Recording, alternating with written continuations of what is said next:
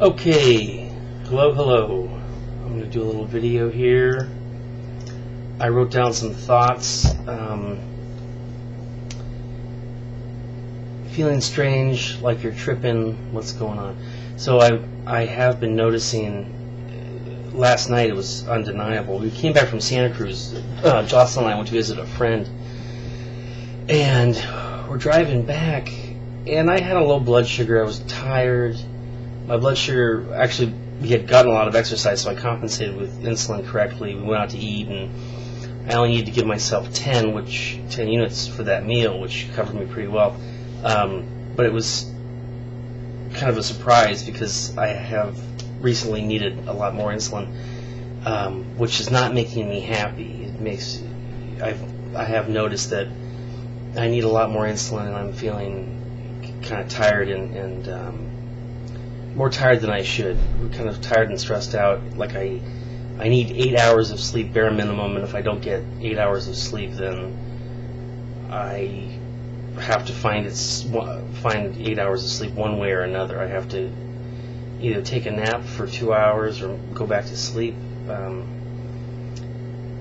I should really be awake. And I don't think I think that's something that I recognize.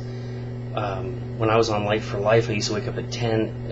I used to wake up at 5:30 in the morning, and I had plenty of energy. Was losing weight, and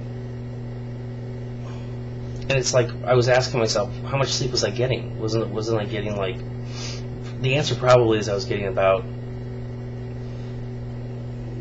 6 to 8 hours of sleep a night. I mean, 6.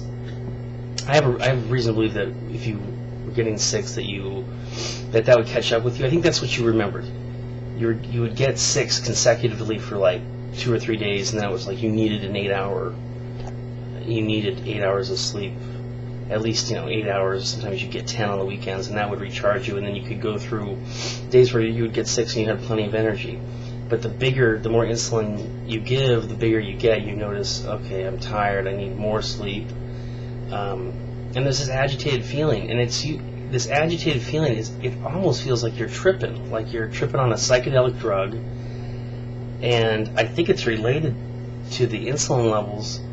But yesterday you just felt so out of shape, bent out of shape, and weird, and like, God, this does feel like mania. It feels like a light form of mania, I suppose. Like I'm tripping, and then I'm like, finally, my thought. I was on the computer, and I was like, there was this moment where it was just I couldn't concentrate, I couldn't read,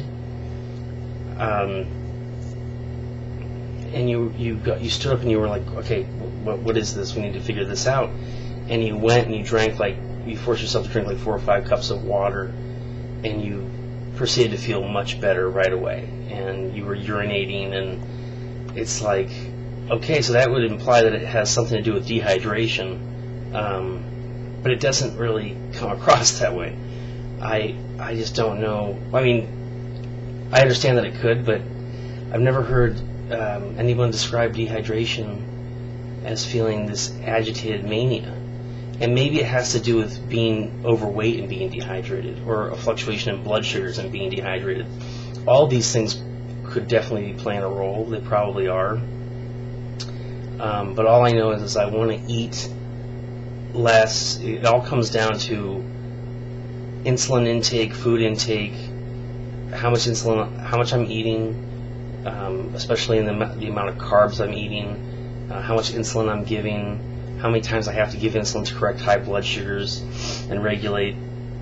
And over 24-hour period, I should absolutely not see anything over 95 units or 100 units at all. I really ideally should be down to 55, 65 units a day, and I feel very strongly that you could be even better than that you could get down to probably like 45, 55. That might be, pushing it, but hey, I know that when you were at Light for Life, you were giving like 55 units of insulin in a 24-hour period, which is like stellar. And now you're having good days where it's like you're giving 80 to 90, but then you're having horrible days where you're giving 115 to 130 units per day, and I think that's why you're really feeling tired. So so also to move along, there's a sense of it's like I want to elaborate on the insulin, but I feel like you've said it. That's pretty much the way it is. You're giving too much insulin. You just got to really, even though you do pay attention, I really do. I pay attention to what I'm eating. It feels like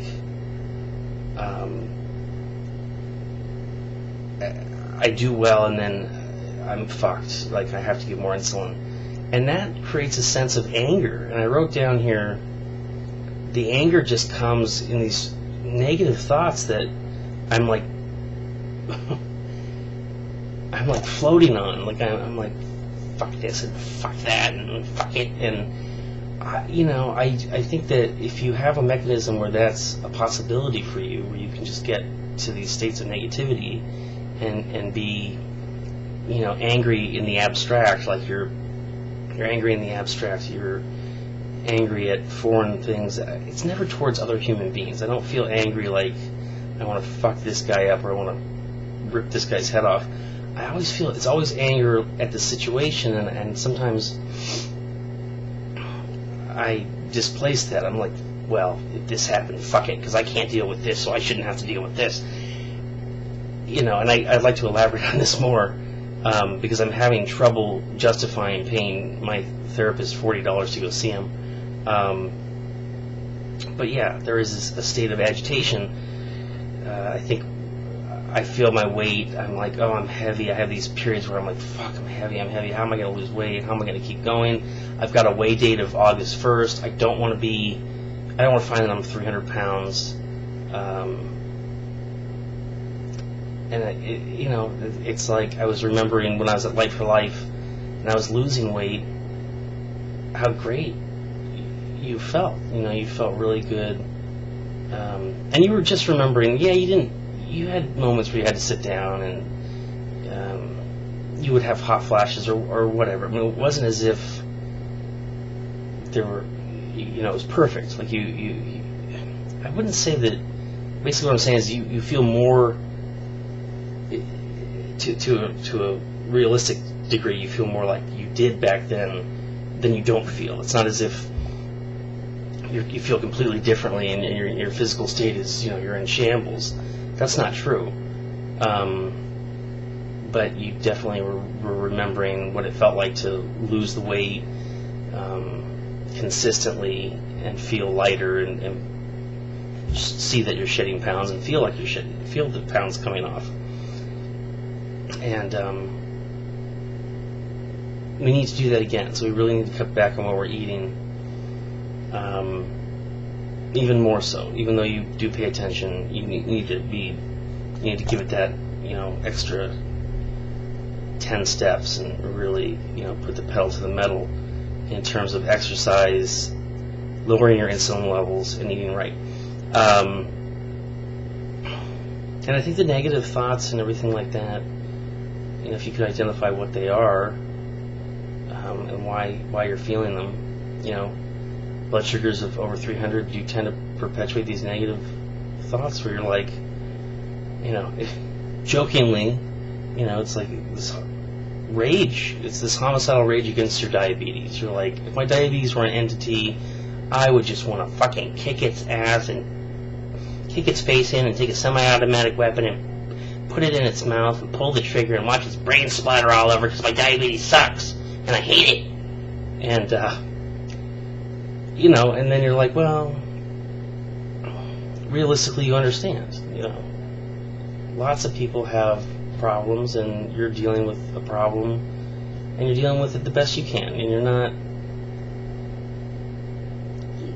you're doing the best you can, and that's important to realize. Okay, much love. We'll continue if we need to with more thoughts. I feel like you wrote a lot of stuff down and then you didn't read this, but you kind of covered it all, so that was good. Okay.